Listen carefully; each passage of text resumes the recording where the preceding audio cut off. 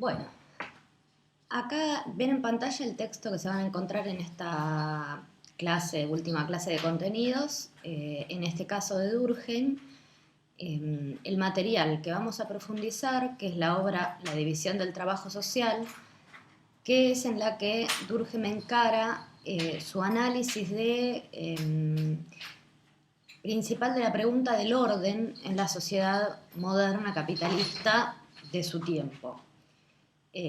Lo que él va a presentar en esta obra, que es su tesis de graduación, increíblemente completa y brillante, considerando justamente esa situación, es su primera obra de 1893, y lo que nos va a permitir justamente, poniéndonos en el tiempo, es analizar las características básicas del sistema capitalista que los autores clásicos están viendo, o en el momento de su constitución misma, plena revolución industrial como Marx, o cuando ya se ve en forma más nítida los resultados de esa revolución industrial y los cambios sociales que conlleva, y que es de lo que trata la película que van a analizar. En este caso, yo, en el material que les comparto, lo que vamos a tener es una síntesis de ese libro, no de todos los capítulos, pero sí de los más relevantes, para poder seguir el hilo de la reflexión y cómo desde su enfoque teórico va construyendo la investigación, la definición del problema, la observación objetiva con este método positivista riguroso y cuantitativo que él considera que se debe llevar adelante, y recordando siempre que para Durkheim el objeto de estudio de la sociología son los hechos sociales, y por lo tanto cualquiera de sus obras, cuando decimos un tema que estudia Durkheim, es un hecho social. Por lo tanto, en este trabajo lo que se estudia es el hecho social que representa la división del trabajo social. Lo que quiere es investigarlo y caracterizarlo, y va a partir, por supuesto, de una problemática. El interés de la sociología siempre va a estar basado no en la simple descripción del funcionamiento social, sino que lo que va a captar el interés es justamente explicarnos el porqué de las cosas que en apariencia no están bien, y romper con el sentido común, ¿no? No olvidemos tampoco que Durkheim es el autor que le toca instaurar la reputación científica de la sociología en Francia, después de Auguste Comte, que la inaugura, pero que todavía no entra en el marco de la rigurosidad científica, y es él el que lo va a hacer. Si se acuerdan un poco, el año pasado tomamos el caso de la obra El suicidio como ejemplo de esta ruptura del sentido común, ¿no? Investigar una problemática que en apariencia, para el sentido común, siempre es un problema individual de aquel que se suicida, de algo particular que le pasa a esa persona, que seguramente se explique por características psicológicas o psiquiátricas, y de los eventos particulares que le ocurren en la vida a esa persona. Él tomó el caso del suicidio justamente para demostrar que el suicidio también puede ser un hecho social cuando podemos verificar que sus causas son sociales, o sea que no tiene que ver con lo que le pasa a un individuo, sino que hay todo un grupo de individuos alcanzados por ese hecho. En este caso, lo que se propone es analizar la división del trabajo social como un hecho social. ¿Sí? ¿Se acuerdan de que la perspectiva, y es lo que ven en el otro video, que la perspectiva es funcionalista? Lo que van a ver ahí entonces es la idea de que si un hecho social existe es porque cumple alguna función útil a la supervivencia y al orden de la sociedad. Es la que mantiene saludable a la sociedad, que recordarán también que es vista como un organismo con vida propia, más allá de los individuos que la componen, y que por lo tanto necesita organizarse, crear lo que se llaman instituciones, ¿no? Distintos órganos que cumplan funciones necesarias para la supervivencia social, cada uno funciones diferentes y, por lo tanto, la causa de un hecho social siempre es otro hecho social, o podemos decir también la sociedad misma, porque lo que nos va a explicar la existencia de alguna institución o algún hecho social es entonces esta función útil que cumple a la sociedad, por lo tanto es la sociedad la que lo genera. Y por otro lado, si nosotros vemos que algún hecho social está produciendo conflicto, desorden, está produciendo lo contrario a una función útil para la supervivencia, sino que más bien está poniendo en riesgo la estructura de desorden social, entonces lo más probable es que ese hecho sea patológico, es decir, algo en su funcionamiento está trastocado de modo tal de que en lugar de generar equilibrio social está generando problemas, o bien que sobrevive un hecho social a tiempos de transformaciones, quedando desfasado, ¿sí? Como cuando tenemos leyes que sobreviven por mucho tiempo y que lo que legislan ya son realidades que no existen, que se han transformado completamente, y entonces aplicar la ley crea problemas en lugar de soluciones, las soluciones para que esa ley había sido pensada.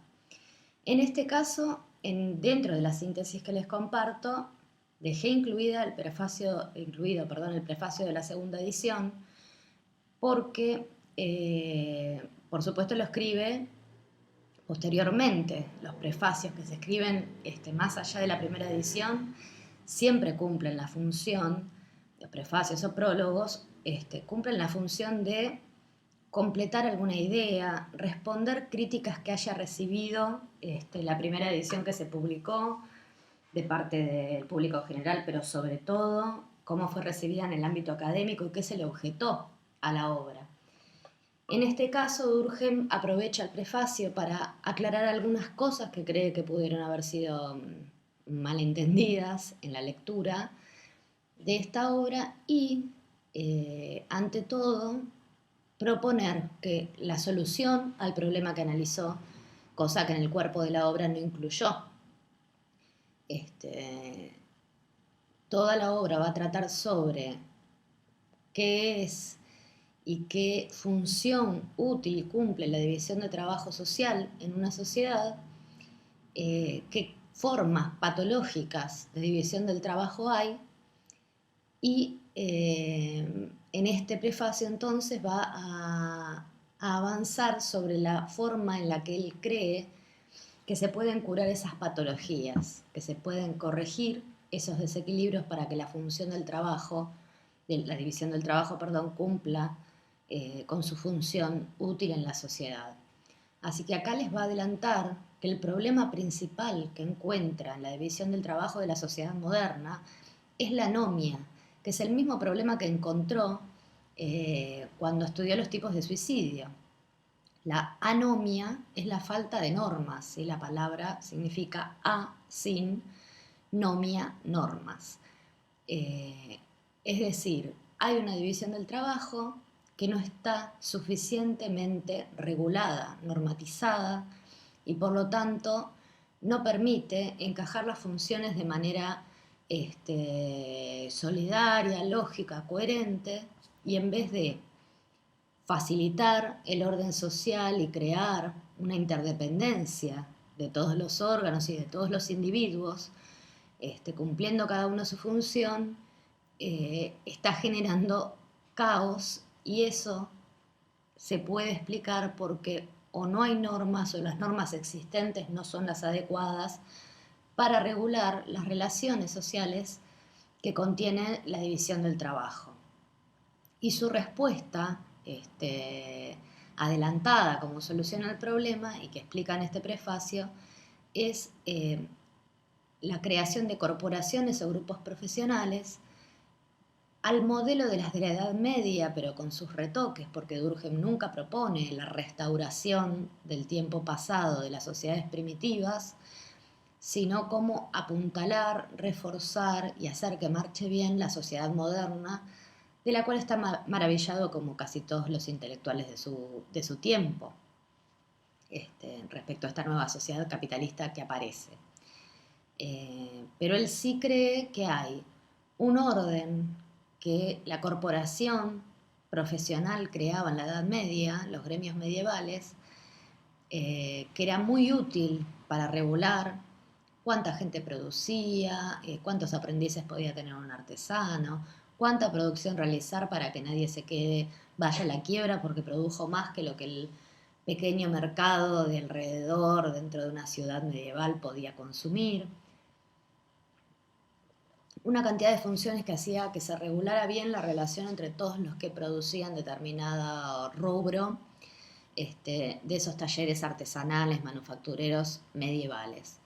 Él entiende que muchísimo más se ha complejizado la producción en la sociedad moderna y que por lo tanto hacen falta normas de muchísimo mayor alcance, porque los mercados ahora son nacionales e inclusive internacionales, pero que los grandes organismos como el Estado son tan generales, están tan encima, arriba de todo, en la cima social, que de ninguna manera desde el Estado se pueden diseñar las normas más adecuadas para regular cada uno de los rubros, de las ramas industriales, de las particularidades de los trabajos, sino que los que pueden producir las normas más adecuadas y estar dispuestos a aceptarlas luego, porque los pudieron ser partícipes de producirse sus propias normas para relacionarse, son justamente todos aquellos vinculados con esa actividad.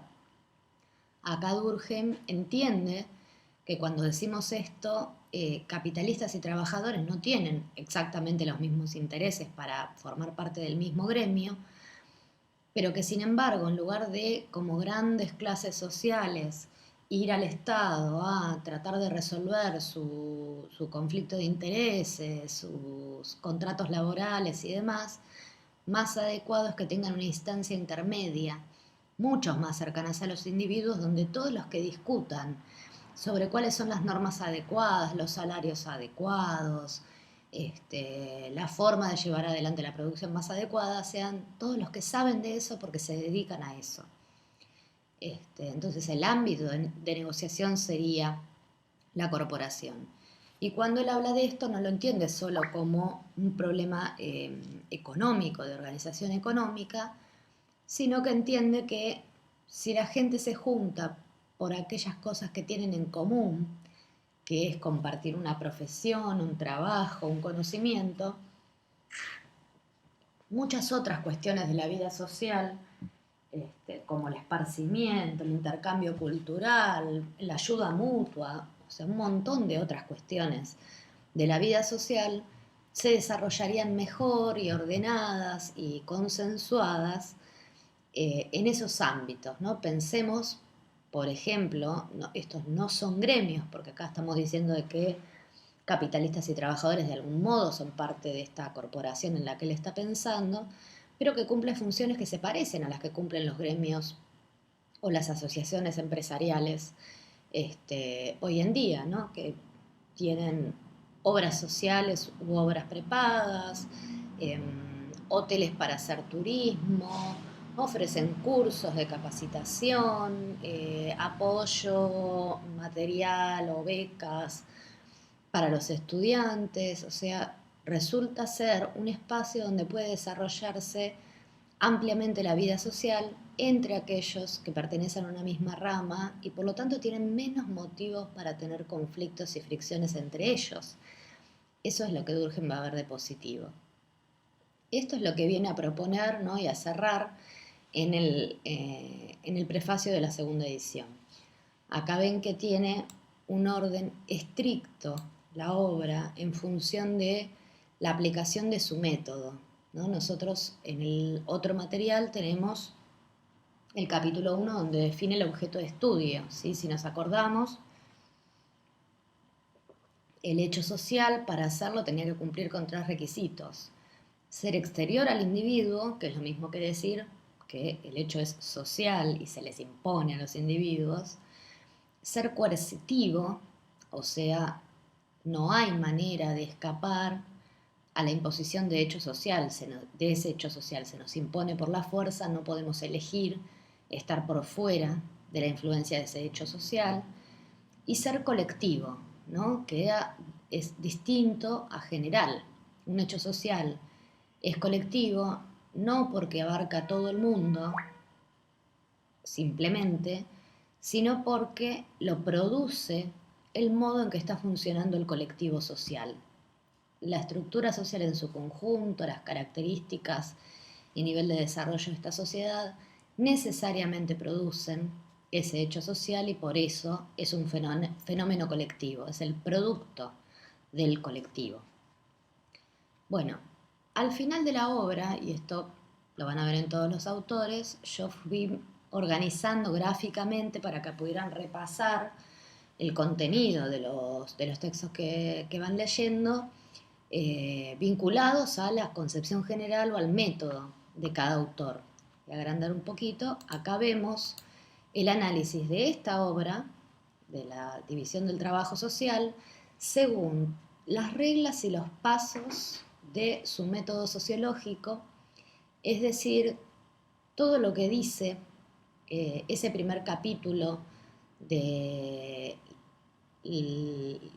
los métodos de la sociología y lo que continúa. El primer capítulo define el objeto de estudio, el hecho social, y los siguientes nos dice paso a paso Durkheim cómo se lleva adelante una investigación, cómo se construye una definición, cómo se observa y cómo se comprueba una explicación que construimos en base de la observación. Acá, como ven, la primera regla del método sociológico para Durkheim es tratar el hecho social que estamos investigando como si fuera una cosa. Eso significa tratar el hecho social desde lo que es observable, ¿sí? Si, por ejemplo, decimos que en este caso la división del trabajo es un hecho social, lo que está claro es que no podemos observar la división del trabajo en sí misma.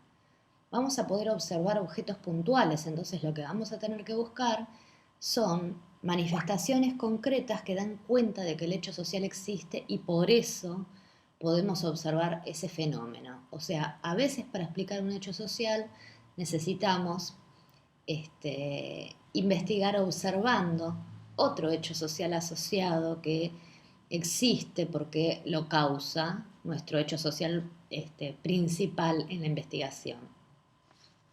La segunda regla es eliminar todas las prenociones, o sea, asegurarse de que todos los conceptos previos, ideas, saberes previos que nosotros tengamos sobre ese hecho social que vamos a investigar queden afuera de la investigación. Y uno de los primeros pasos en general para hacer eso es revisar qué significa en el sentido común ese término con el que estamos nombrando el hecho social que investigamos, en este caso la división del trabajo social.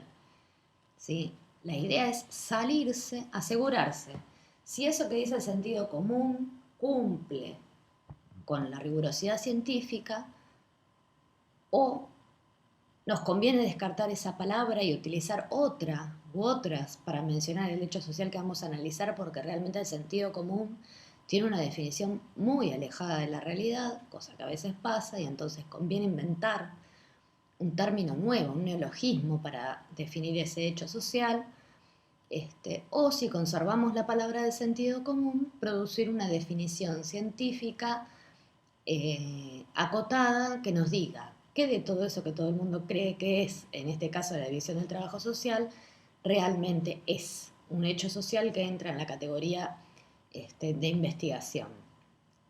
En este caso, ahí donde ven la tercera regla, van a ver que él propone construir una definición guía. ¿Por qué se llama definición guía? Porque en realidad vamos a saber acabadamente qué es un hecho social, este hecho social, qué función cumple, si es normal o patológico, está funcionando mal. Todo eso lo vamos a saber al final de la investigación. Sin embargo, al principio de la investigación necesitamos tener alguna concepción, alguna orientación sobre lo que vamos a analizar observar, si no, no sabríamos qué observar en la realidad. Entonces nos quedamos con las características, dice él, más claras, más evidentes y más exteriores, ¿no? Este primer punto dice determinar las manifestaciones exteriores observables, como dijimos antes.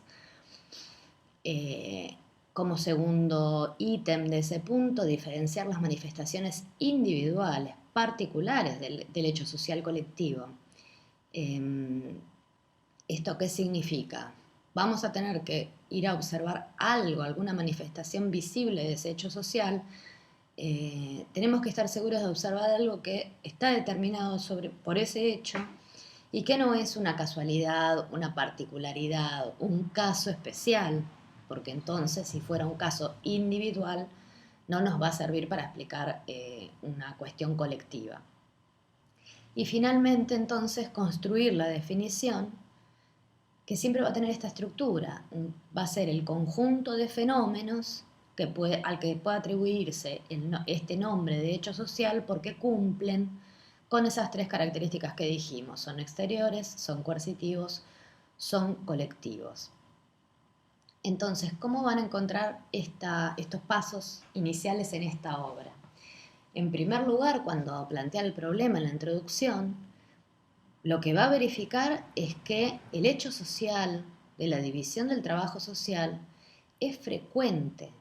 O sea, no existe solo en determinados casos y para pocas personas, y ni siquiera existe solo en el ámbito económico, en el ámbito de la producción, la división del trabajo social, sino que va a constatar que en la sociedad que está observando, en la sociedad moderna capitalista, la división del trabajo es un hecho social que encontramos por todas partes en todas las relaciones. Divide trabajo la familia, divide trabajo la fábrica, divide trabajo un grupo de amigos, va a decir él, donde cada uno va a cumplir una función útil a ese grupo. Va a estar el cara dura que se ocupe de las relaciones públicas, el racional que es tímido pero piensa las ideas y ayuda a los demás. Es decir, los hombres tenderíamos en la sociedad moderna a crear agrupamientos humanos, organizaciones humanas, donde nos dividimos el trabajo para que cada uno pueda cumplir la función en la que es más útil. Y entonces el grupo en su conjunto, la sociedad en su conjunto en última instancia, se beneficia de haber organizado de la mejor manera, aprovechando las mejores capacidades de cada uno, las relaciones y las tareas que necesita que cada grupo, institución, etcétera, realice. Una vez que hacemos eso, si estamos hablando de un hecho social que hemos determinado frecuente, tenemos que determinar cuál es esa función social útil que cumple el hecho social, en este caso de la división del trabajo social, y por eso existe. Todo hecho social tiene una función social útil para la sociedad.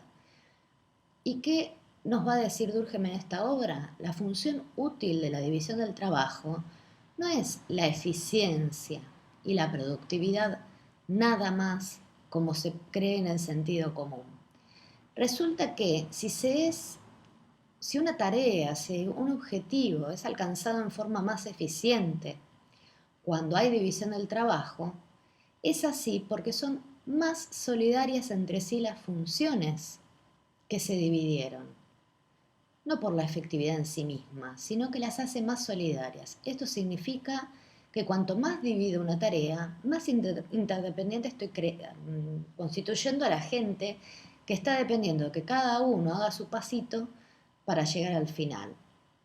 Obviamente la mejor forma de entenderlo es en la división del trabajo productiva, dentro de una fábrica.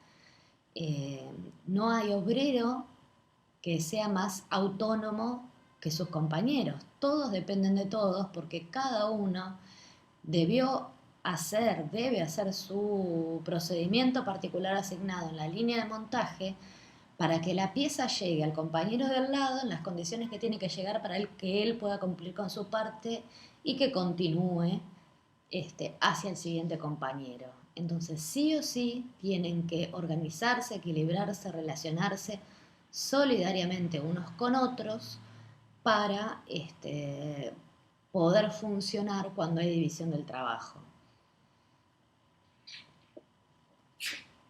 Por lo tanto, la función social de la división del trabajo social va a ser crear solidaridad, ¿sí?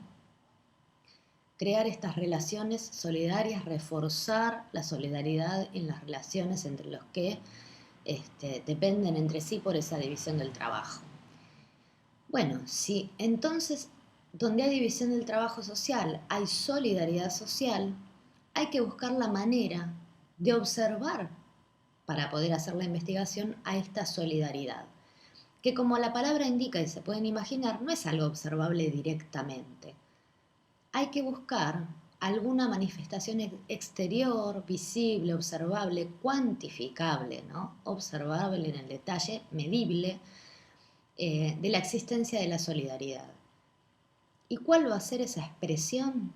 El derecho, los códigos legales que una sociedad produce manifiestan la solidaridad interna que esa sociedad tiene, porque justamente allí, en esos códigos, lo que queda escrito son las relaciones que se mantienen entre las personas, las condiciones de esas relaciones, las relaciones contractuales, las acciones que están permitidas y prohibidas entre las personas. Es decir, cuanto más leyes, códigos, más grandes los códigos legales que encuentra una sociedad, significa que más división del trabajo hay, porque más solidaridad hay y por lo tanto más acciones e interacciones es necesario regular a través de las leyes escritas en esos códigos. Efectivamente, el paso siguiente entonces va a ser observar todo lo que sea observable y deducible de esos códigos del derecho. Como ven ahí, una vez que tenemos esta definición guía y ya sabemos qué vamos a observar, hay que salir a observarlo, ¿no?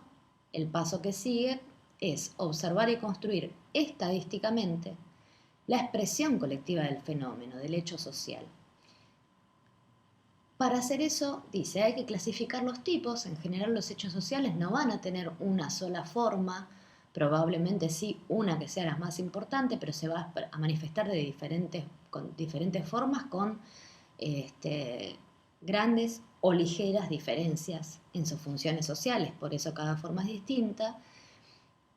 Y una vez que pueda clasificar, digamos, esos tipos, hay que definir si ese hecho social que estamos observando a través de su manifestación es normal o patológico.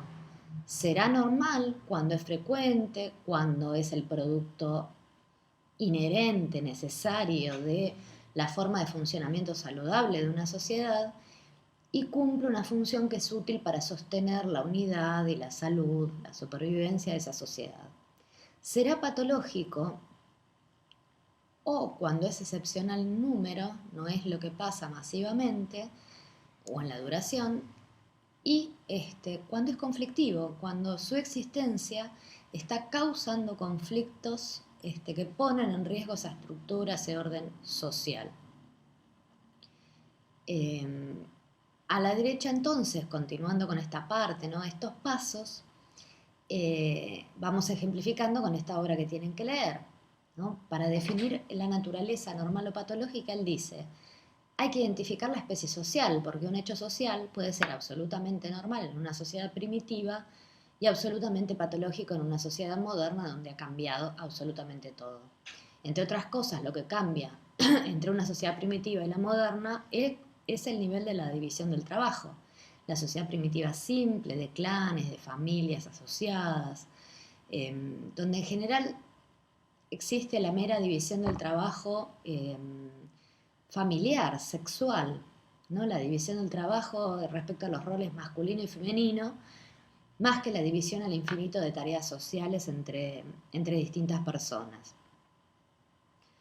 Cuando hace eso, entonces determina que el tipo de sociedad que está observando, en la que existe, se manifiesta en forma frecuente, útil y demás, la división del trabajo social, son las sociedades modernas complejas.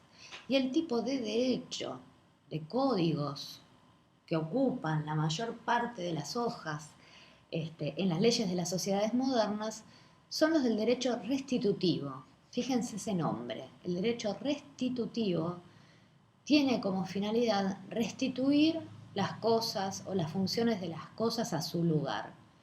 Se aplica porque se desvía de alguna norma, alguna persona, alguna acción, y la finalidad es hacerlo encajar en la norma como correspondía.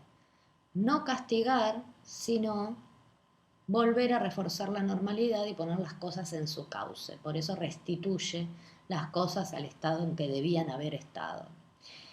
En ese sentido es que dice que entonces el tipo de solidaridad que expresa ese derecho restitutivo es orgánica, una solidaridad que justamente se da entre las partes interdependientes que genera la división del trabajo y que por lo tanto exige que cada uno cumpla con su parte. Por ejemplo, en el derecho familiar, en el derecho contractual, en el derecho civil, aparecen un montón de normas que lo que dicen es que qué función, por ejemplo, debe cumplir un padre, una madre, un propietario, un inquilino, y cuando es necesario aplicar esa norma, que nos dice cómo se deben hacer las cosas, lo que se hace es hacernos hacer bien las cosas. Si no pagamos un impuesto, hacérnoslo pagar. ¿Sí? Por ejemplo, si un padre no pasa la manutención de sus hijos, no ganamos nada con el simple castigo de ese padre. La solución del problema está en que si no está pasando la manutención, la empiece a pasar. O sea, el punto del derecho es ese, porque cuando alguien se desvía y deja de cumplir su función, se produce un efecto en cadena y varias otras cosas y otras personas se verán afectadas porque faltó que gire ese engranaje también y estamos todos conectados. Eso es bien distinto a lo que observan las sociedades primitivas, las sociedades anteriores a este aumento de la división del trabajo, donde el código que existe con más tamaño es el código penal y el código civil restitutivo prácticamente no es visible. El tipo de solidaridad entonces que en una sociedad simple o primitiva se encuentra, lo llama solidaridad mecánica, porque allí lo único que importa, digamos, que interesa entonces, es sancionar, aplicar una pena que implique sufrimiento y implique expiación de ese pecado cometido. ¿Qué es lo que defiende la pena del Código Penal? ¿No? Que es donde están escritos las naturalezas de los delitos, de los crímenes y los castigos que le corresponden proporcionalmente a esos crímenes.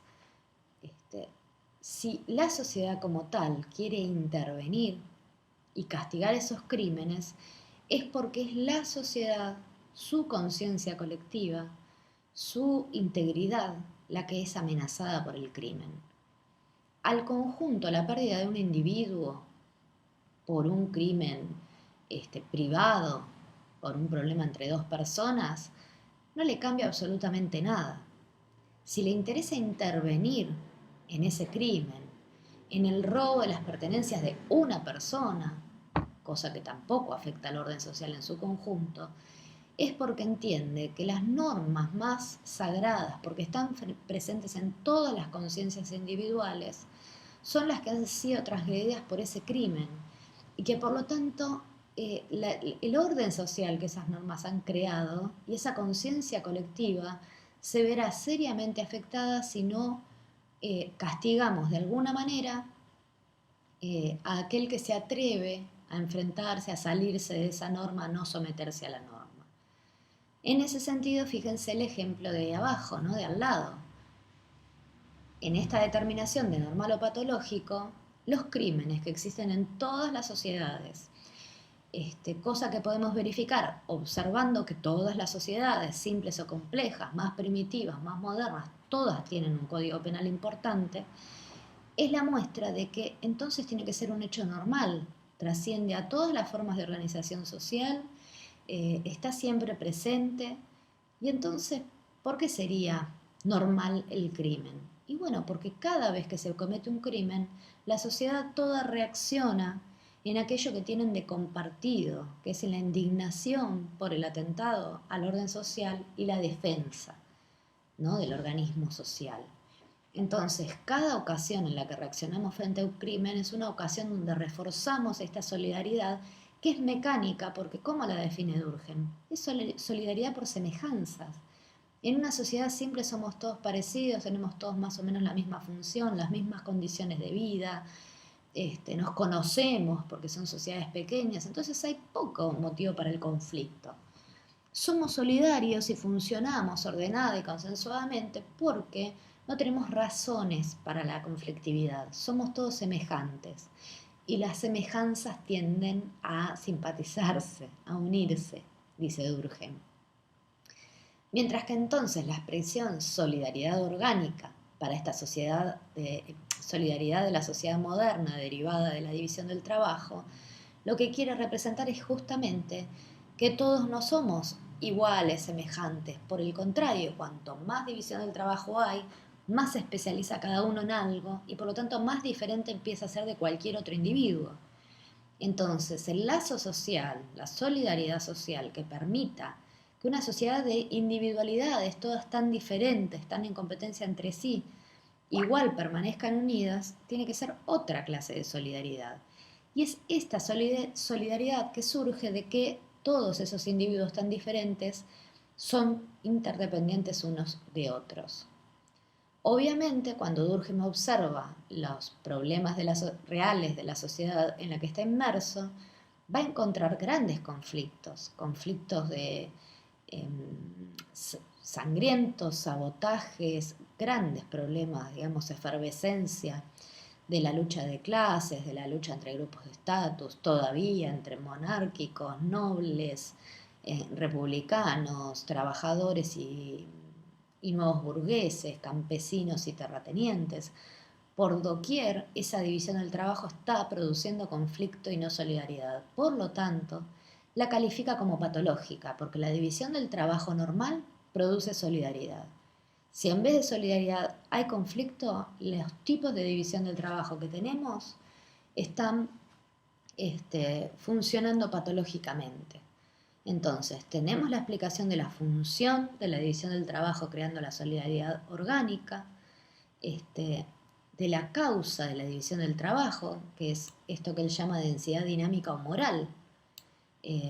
Las sociedades modernas multiplican la cantidad de población, la empiezan a concentrar en las ciudades y por lo tanto mucha más gente entra en contacto con mucha más gente y eso incentiva que se repartan las funciones y que se complejicen las relaciones, ¿sí? ¿Cuál sería entonces lo que nos explica la patología del hecho social? Bueno, de la división del trabajo como hecho social. Bueno, él encuentra dos tipos de división del trabajo patológicas, o sea que están generando conflicto. La división del trabajo anómica y la división del trabajo coactiva.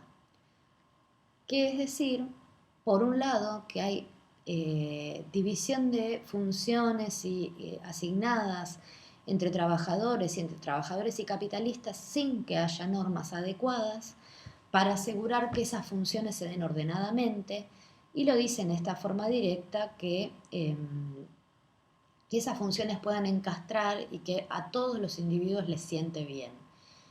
La variedad, que para él es menos general, pero que también existe, es la división del trabajo coactiva. Es decir, está impuesta, no es una división del trabajo, y fíjense esta idea que tiene Durkheim, acorde al mérito, ¿no? Es meritócrata. No es que cada uno, según sus cualidades, capacidades, esfuerzo, llega a la función que corresponde, sino que hay factores, normas fuera de tiempo, patológicas, disfuncionales, que están haciendo que las funciones se repartan por la fuerza, por la capacidad de poder que tienen unos, por razones muy distintas a sus condiciones para ejercer esa función. Ejemplo claro, el más inepto es millonario, capitalista y dirige la producción de algo, porque ha heredado, porque vía ley de herencia heredó las empresas, las propiedades de la familia. El más apto es un operario de base que no está conforme ni con su trabajo ni con sus ingresos, porque esas leyes fuera de tiempo lo dejan afuera de la posibilidad de cumplir un trabajo y un puesto para el que está especialmente preparado. ¿Sí? Esta es la idea más o menos general y es el caso que van a poder ver en la película y que permite ver cómo funciona todo el enfoque y toda la teoría del autor, pensando siempre en términos de la sociedad. ¿Qué necesita la sociedad de un hecho social? ¿Lo obtiene? Entonces es normal. ¿No lo obtiene y lo está poniendo en riesgo? Entonces es patológico. ¿Y a través de qué podemos observar esos hechos? ¿Sí? Este es el contenido específico, que es donde pueden ver en el tema aplicado lo que estaba en el otro material. La definición del hecho social, la idea de la anomia y toda esa preocupación por el problema del orden social de la que nos habla Portantiero como eje de la obra de Durkheim.